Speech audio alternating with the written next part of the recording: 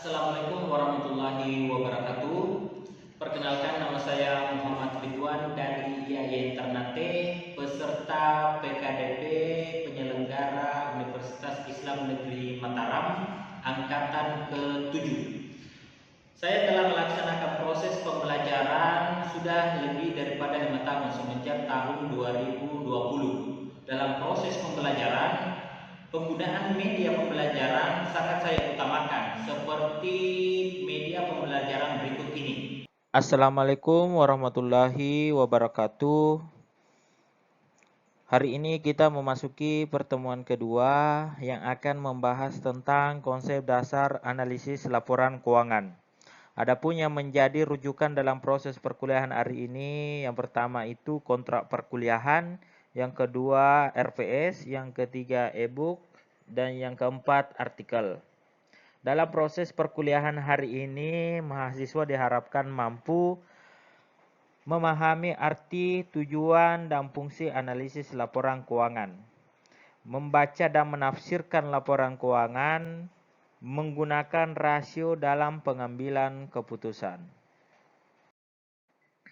Pengertian analisis laporan keuangan.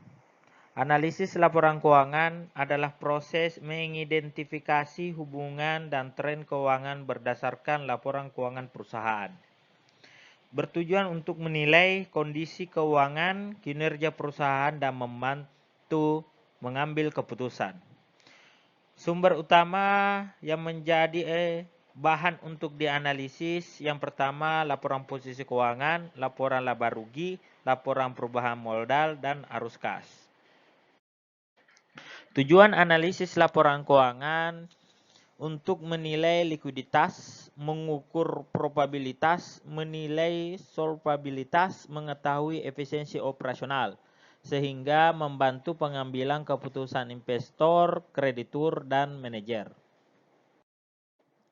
Pihak-pihak yang membutuhkan analisis. Yang pertama, manajemen digunakan sebagai evaluasi kinerja internal. Investor sebagai dasar keputusan dalam membeli atau menjual saham. Kreditur sebagai bahan evaluasi untuk mengetahui bagaimana kemampuan dalam membayar utang. Yang keempat, pemerintah sebagai dasar untuk kepatuhan pajak. Bagi masyarakat sebagai kontribusi sosial ekonomi. Jenis-jenis laporan keuangan. Yang pertama, laporan posisi keuangan. Berfungsi untuk menunjukkan posisi keuangan perusahaan pada suatu tanggal tertentu. Komponennya seperti aset, liabilitas, ekuitas, pemegang saham. Yang kedua, laporan laba rugi. Fungsinya menunjukkan kegiatan keuangan perusahaan selama periode tertentu. Komponennya seperti pendapatan atau penjualan, beban, laba atau rugi bersih. Yang ketiga, laporan perubahan modal.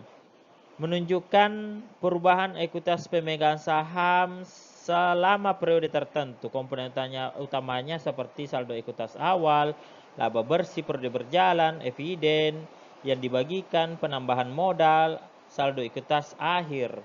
Yang keempat, laporan arus kas. Menunjukkan arus kas masuk dan keluar selama periode tertentu untuk menilai likuiditas dan kemampuan membayar kewajiban. Dibagi menjadi 3 aktivitas utama. Yang pertama, arus kas operasional, arus kas investasi, dan arus kas pendanaan. Metode dan teknik analisis. Yang pertama, analisis horizontal yang membandingkan laporan keuangan dari waktu ke waktu. Membandingkan pada aspek laba rugi antara tahun 2003 dan 2004 untuk menilai bagaimana kondisi perubahan, salah satunya seperti melihat penjualan bersih. Kemudian analisis vertikal untuk menganalisis komponen dalam satu periode.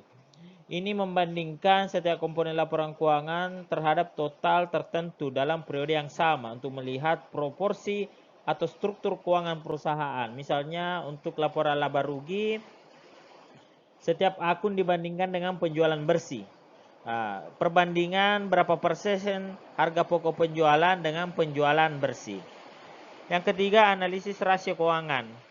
seperti likuiditas untuk mengukur kemampuan perusahaan membayar kewajiban jangka pendek, contohnya seperti current ratio. Yang kedua, solvabilitas untuk mengukur kemampuan perusahaan memenuhi keseluruhan kewajiban jangka panjang dan jangka pendek seperti debt to equity ratio. Kemudian probabilitas untuk mengukur kemampuan menghasilkan laba seperti return on asset dan return on equity. Yang keempat itu aktivitas untuk mengukur efisiensi penggunaan aset untuk menghasilkan penjualan. Contohnya seperti total asset turnover. Contoh penerapan analisis seperti PT ABC memiliki ROE 15% tahun ini, di mana pengembalian atas ekuitas pemegang saham. 15% menunjukkan bahwa setiap 100 rupiah ekuitas yang ditanamkan pemegang saham menghasilkan 15 rupiah laba bersih dalam tahun tersebut. Artinya bahwa perusahaan berhasil mengembangkan modal sebesar 15% melalui laba bersih selama tahun ini. Kemudian current ratio. Current ratio di bawah 1 menunjukkan risiko likuiditas. Current ratio di bawah 1 ini dapat mengartikan bahwa perusahaan tidak punya cukup aset lancar untuk menutupi kewajiban jangka pendek. Resiko likuiditas meningkat dapat memungkinkan perusahaan sulit membayar hutang jangka pendek tanpa mencari dana tambahan. Ini biasanya menjadi sinyal bahwa perusahaan kurang liquid, walau tidak selalu berarti bangkrut jika arus kas masih lancar. Contohnya seperti aset lancarnya 800 juta dan utang lancar sebesar 1 miliar, maka current rasionya adalah 0,8. Di mana perusahaan yang artinya di mana perusahaan hanya mampu menutupi 80% kewajiban jangka pendek dengan aset lancarnya. Penutup dan refleksi. Penutup analisis laporan keuangan adalah alat penting dalam memahami kondisi dan kinerja bisnis. Sedangkan refleksinya satu pertanyaan, yaitu apa rasio paling penting bagi seorang investor. Terima kasih. Itu tadi materi pertemuan kedua yang membahas konsep dasar analisis laporan keuangan, dan selanjutnya di minggu depan kita akan membahas tentang rasio keuangan di pertemuan ketiga. Sampai itu saja. Terima kasih dan saya akhiri dengan ucapan Assalamualaikum warahmatullahi wabarakatuh. Dalam proses perkuliahan, media pembelajaran tersebut saya gunakan agar para mahasiswa dapat melihat garis-garis besar terkait dengan pembelajaran yang akan dilaksanakan pada hari ini. Dan salah satu contoh proses pembelajaran yang pernah saya lakukan seperti pada video berikut ini.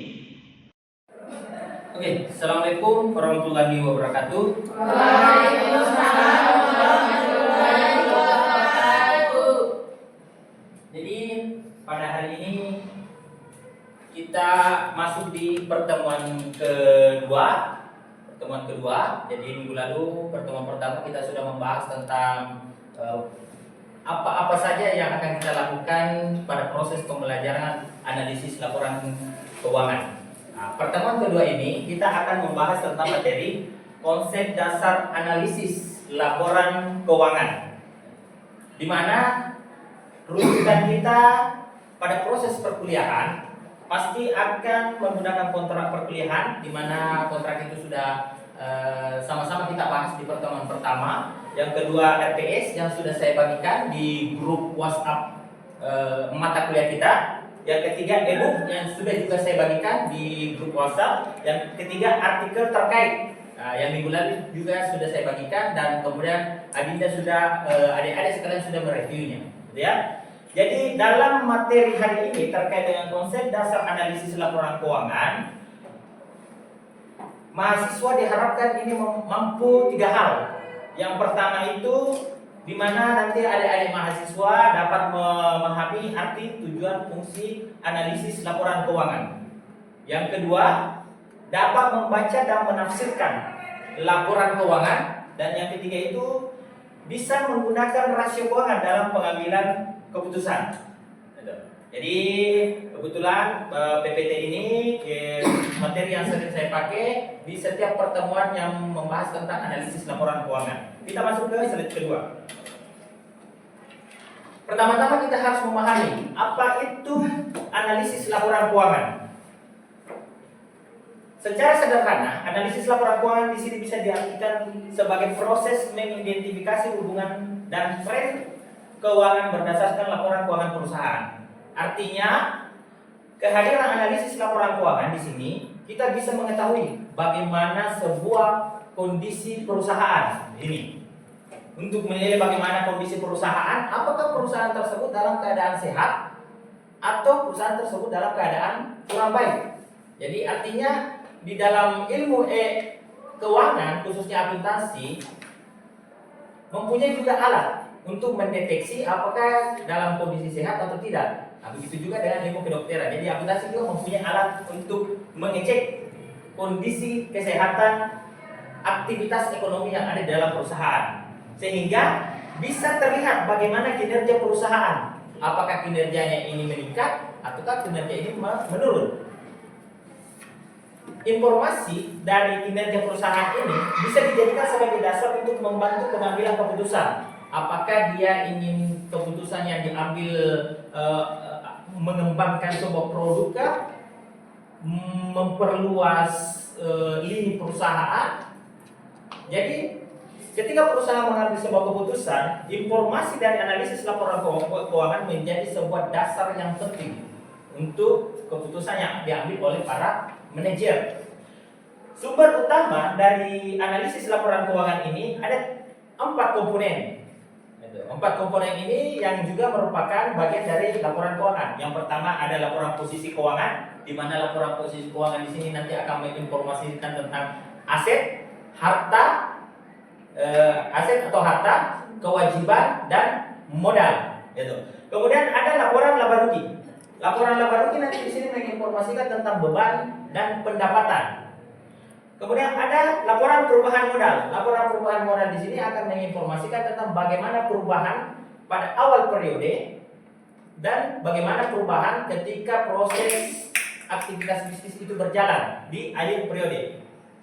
Kemudian laporan arus kas yang akan menginformasikan bagaimana uang itu masuk dan keluar di dalam perusahaan sehingga ada sebuah informasi di dalam yang bisa dilakukan perbandingan. Kita masuk ke slide selanjutnya terkait dengan tujuan analisis laporan keuangan. Jadi analisis laporan keuangan itu secara teknis dia mempunyai tujuan untuk menilai likuiditas. Apa itu likuiditas? Likuiditas itu bisa diartikan bagaimana seseorang perusahaan atau manajemen mengukur bagaimana menggunakan aset lancarnya untuk menutupi hutang jangka pendeknya. Yang kedua, mengukur probabilitasnya. Mengukur probabilitas yang artinya perusahaan ini perlu mengetahui bagaimana menghasilkan laba berdasarkan hasil aktivitas bisnisnya. Apakah itu pembelian kah, bergerak atau jasa, atau penjualan dan lain sebagainya. Kemudian yang ketiga menilai solvabilitasnya, yaitu bagaimana perusahaan ini menggunakan utang untuk aktivitas bisnisnya. Kemudian selain itu bisa juga digunakan sebagai efisiensi operasional untuk mengetahui bagaimana perusahaan ini dijalankan dan bagaimana sebuah aset itu digunakan untuk menjalankan usahanya. Sehingga tujuan analisis laporan keuangan ini yang keempat ini bisa membantu mengambil keputusan bagi investor, kreditur dan manajemen. Nah, itu tujuan utama dari analisis laporan keuangan. Sangat penting analisis laporan keuangan bagi perusahaan, khususnya perusahaan-perusahaan besar. Perusahaan besar pasti akan menggunakan yang namanya metode analisis laporan keuangan untuk mengetahui dan untuk mengambil sebuah keputusan. Itu. Kemudian siapa pihak yang membutuhkan analis dari laporan keuangan? Yang pertama, manajemen. Kenapa manajemen dia membutuhkan analisis laporan keuangan? Karena seorang manajer terkait dengan aktivitas bisnisnya mereka akan membuat sebuah keputusan. Keputusan itu hanya bisa diketahui ketika sudah ada evaluasi kinerja internal. Evaluasi kinerja internal hanya bisa menghasilkan informasi ketika dilakukan analisis terkait dengan laporan keuangan. Selain manajer, investor. Kenapa investor membutuhkan yang namanya analisis laporan keuangan? Karena mereka harus tahu bahwa uang yang mereka titipkan kepada perusahaan, apakah uang ini nanti mempunyai feedback bagi mereka atau keuntungan bagi mereka? Itu tidak ada seorang investor yang ingin menanamkan sebuah modalnya tetapi tidak mendapatkan feedback itu. Sehingga ketika dia melakukan analisis laporan keuangan, ketika dia sudah menjadi seorang investor di dalam, dia akan melakukan analisis untuk mempertimbangkan apakah dia ingin menjual sahamnya yang sudah dia beli sebelumnya, itu kan, ataukah menambah saham yang sudah ada, itu. Kemudian yang ketiga, kreditur. Nah, ini posisi kreditur. Yang namanya kreditur adalah orang yang memberikan hutang.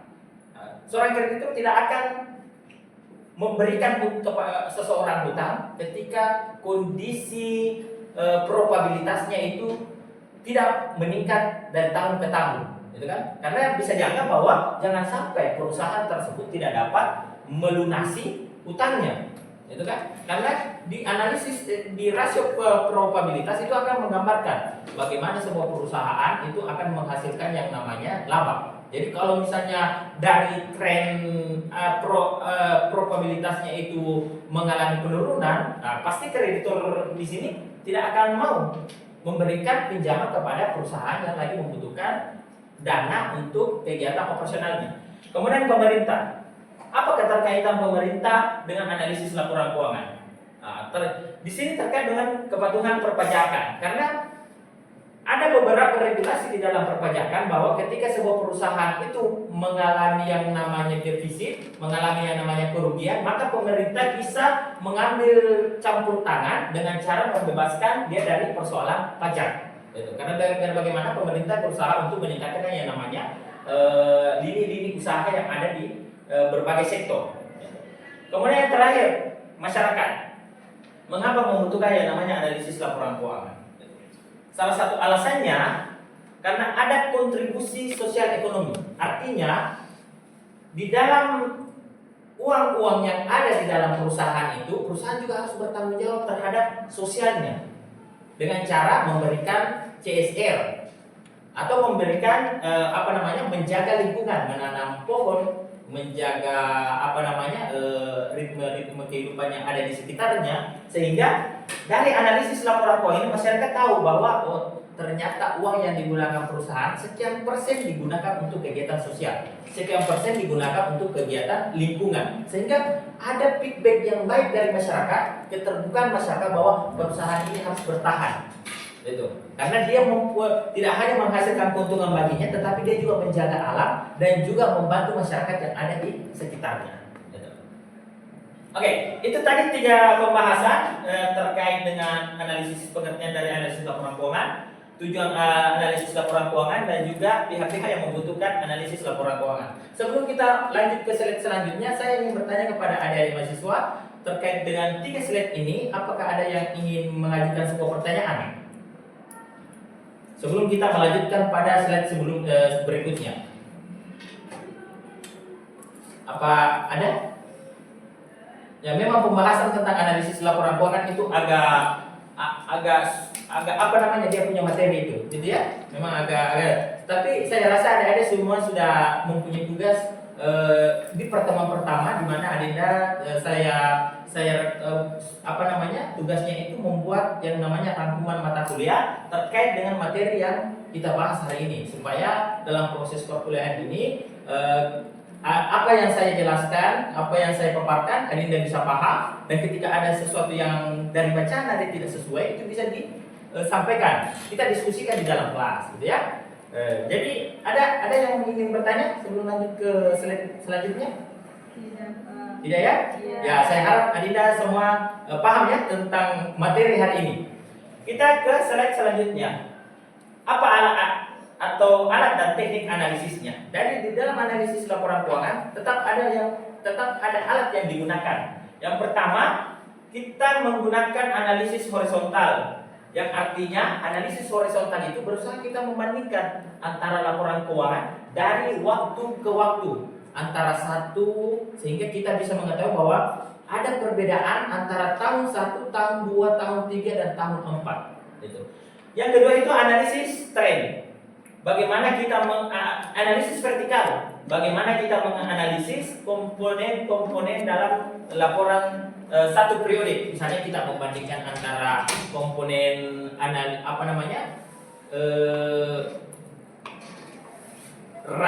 laporan perubahan modal kita bandingkan dengan arus kas itu. Atau laporan posisi keuangan kita bandingkan dengan perubahan ekuitasnya. Nah, itu. Yang ketiga ini adalah esensi dari analisis rasio keuangan. Ada rasio likuiditas, bisa kita lihat contohnya current rasio, ada solvabilitas, dan contohnya debt to equity, probabilitas ROE dan ROE, kemudian aktivitas, ada TATO. Analisis laporan keuangan secara garis besar itu ada 4, yaitu likuiditas, solvabilitas, probabilitas, dan aktivitas. Ya, saya rasa setiap laporan likuiditas itu sangat banyak alat analisisnya. Kalau misalnya ada bisa lihat di slide ini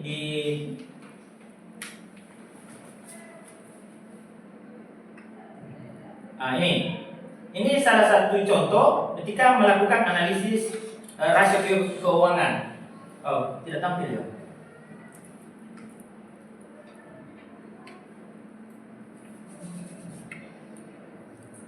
Tidak tampil. Kayaknya masalah teknis ini. Nanti materinya saya bagikan ke dalam grup bentuk Excelnya, di mana di dalam bentuk Excel itu karena ini ada kesalahan, ada teknisnya akan tidak mau tampil, jadi nanti saya akan bagikan di grup. Karena pembahasan dari selanjutnya itu tentang rasio keuangan, gitu ya. Esensi dari rasio keuangan ini terkait dengan konsep dasarnya supaya dia paham bahwa apa yang sebenarnya analisis laporan keuangan. Gitu.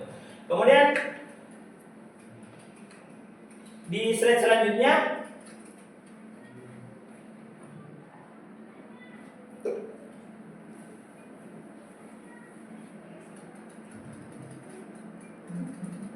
apa ini?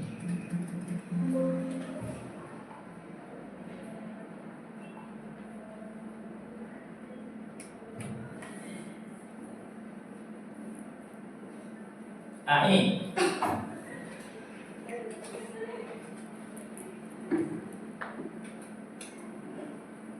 ini alat analisisnya kita sudah lewati tadi. Sekarang contoh penerapan analisisnya. Jadi contoh penerapan analisisnya misalnya kita menghitung ROE-nya 15%, hasil ROE-nya adalah 15% per tahun. Kita bisa mengartikan bahwa pengembalian atas ekuitas pemegang saham itu tinggi terhadap ROE-nya. Kemudian kita lihat dari kadar rasionya di bawah 1%. Ketika kadar rasio menunjukkan di bawah nilai 1, maka ini beresiko bagi perusahaan yang mempunyai nilai di bawah 1 kadar rasionya. Biasanya investor takut untuk menanamkan modalnya. Jadi hasil analisis dari sebuah analisis laporan keuangan ini kita bisa tahu apakah dia sehat atau tidak, apakah layak investasi atau tidak. Layak investasi bisa kita lihat dari kadar rasio, kemudian apakah perusahaan sehat atau tidak bisa dilihat dari ROE-nya. Oke. Itu. Kemudian terakhir. Ini terakhir. Jadi analisis laporan keuangan ini adalah alat penting dalam memahami kondisi dan kinerja bisnis. Jadi tanpa melewati yang namanya analisis laporan keuangan, sangat susah bagi pelaku bisnis untuk mengetahui bagaimana kinerja dari suatu perusahaannya. Terakhir ini, kira-kira ini menjadi pertanyaan kepada adik-adik mahasiswa, karena biar bagaimana adik-adik sudah membaca referensi-referensi terkait dengan analisis laporan keuangan, sehingga saya membuat satu pertanyaan refleksi. Kira-kira siapa yang bisa jawab ini? Apakah rasio paling penting bagi seorang investor? Siapa yang bisa menjawab?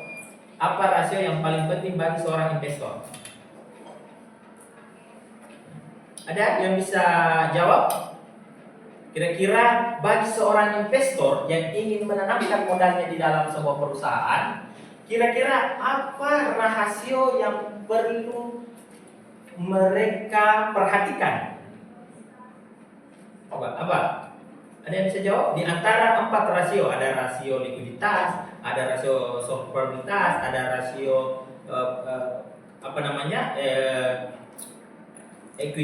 rasio apa lagi? Operasional, gitu kan? Atau rasio aktivitas, gitu. Di antara 4 itu, rasio apa yang penting bagi seorang investor? Ada yang bisa jawab? Itu coba bantu Bapak untuk menjawab pertanyaan refleksi ini sebelum kita mengakhiri proses perkuliahan. Rasio profitabilitas. Betul. Adinda mahasiswa, nama siapa? Dinda Permata. Adinda ini sangat tepat menjawab pertanyaan apa rasio paling penting bagi seorang investor adalah rasio probabilitas. Kenapa rasio probabilitas? Karena rasio probabilitas itu memberikan informasi terkait dengan naik turunnya sebuah laba yang terjadi di dalam aktivitas bisnisnya. Sehingga memang dasar seorang investor itu untuk menanamkan modalnya ketika laba itu mengalami peningkatan dan trennya adalah naik terus, pasti investor tertarik untuk menanamkan modal di situ. Oke. Itu. Sebelum kita mengakhiri pertemuan pada sesi kedua ini, saya ingin bertanya, apakah ada dari adik-adik sekalian yang ingin bertanya terkait dengan apa yang kita bahas pada hari ini? Cukup satu saja. Kalau ada yang ingin bertanya, ada sesuatu yang belum jelas terkait dengan materi kita pada hari ini, bisa ditanyakan pada sesi ini. Ada?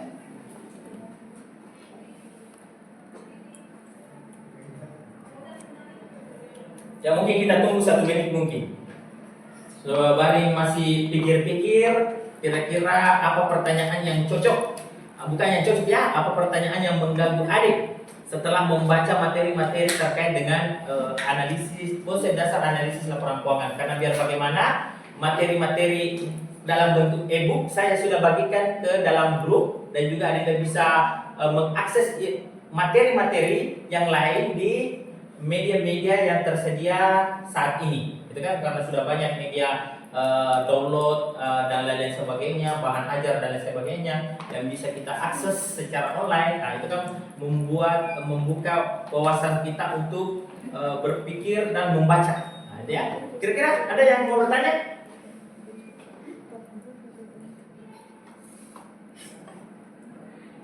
Ada?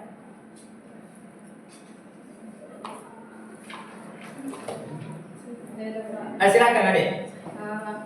Langsung saja ke pertanyaannya Pak. Jadi apa faktor yang dapat mempengaruhi margin laba kotor dan bersih? Laba bersih.